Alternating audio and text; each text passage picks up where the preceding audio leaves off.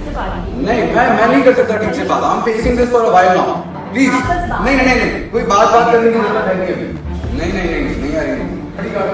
बोल अभी कोई भी मीडिया वाला है उसको बिल्डिंग के अंदर नहीं रहना। धनंजय मुंडे आणि करुणा शर्मा यांचं प्रकरण अनेक दिवसांपासून तुम्हाला माहीतच आहे। याच प्रकरणातून करुणा मुंडेंना कोर्टातून पोटगी देण्याचा आदेश धनंजय मुंडेंना देण्यात आलेला आहे। मात्र त्यानंतर करुणा मुंडेंनी त्यांच्या घरी पत्रकारांना बोलवलं असता त्यांचा मुलगा चिडला आणि पत्रकारांना घरातून जायचं सांगितलं आणि आईला म्हणाला, तुला जर लाज वाटत असेल तर जरा शांत बस आणि तू पत्रकारांना बोलू नको। मुलगा असं म्हणाला आणि आई गप्प बसली, पण तो रागातच होता। त्यानंतर त्याने एक इंस्टाग्रामवर एक पोस्ट शेअर केलेली आहे। मी शिशिव धनंजय मुंडे आहे आणि मला बोलणे आता महत्वाचे वाटते, कारण मीडिया माझ्या कुटुंबाला मनोरंजनाचे साधन बनवत आहे। माझे वडील कदाचित सर्वोत्कृष्ट नसतील, परंतु ते कधीही आमच्यासाठी हानिकारक नव्हते। तिने ज्या कौटुंबिक हिंसाचाराचा दावा केला तो माझ्यावर आणि माझ्या बहिणीवर आणि माझ्या वडिलावरही झाला।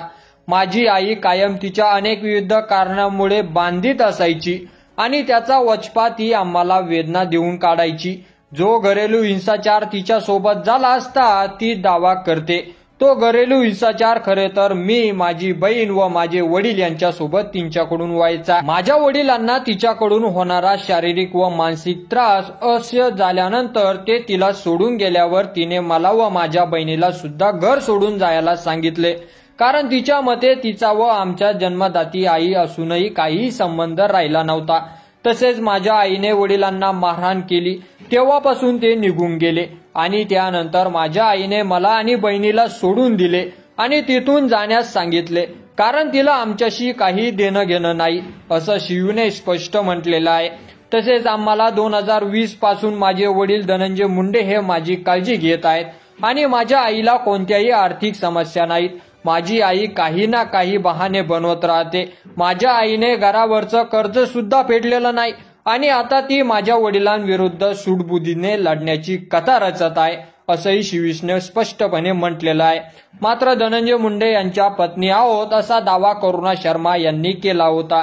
यासाठी गेल्या काही दिवसापासून त्या कायदेशीर लढाई लढत आहेत। या प्रकरणात करुणा शर्मा यांना मोठा दिलासा मिळाला असून न्यायालयानं धनंजय मुंडे यांना दर महिन्याला करुणा शर्मा यांना 2 लाख रुपये द्यावेत असे आदेश दिलेले आहेत।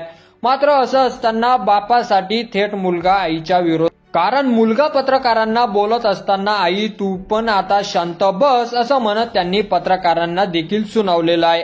तर असा हा सगळा प्रकार झालेला आहे की यावर तुमचं मत कमेंट करून नक्की कळवा आणि चॅनलवर नवीन असाल तर चॅनलला सबस्क्राईब करा। धन्यवाद।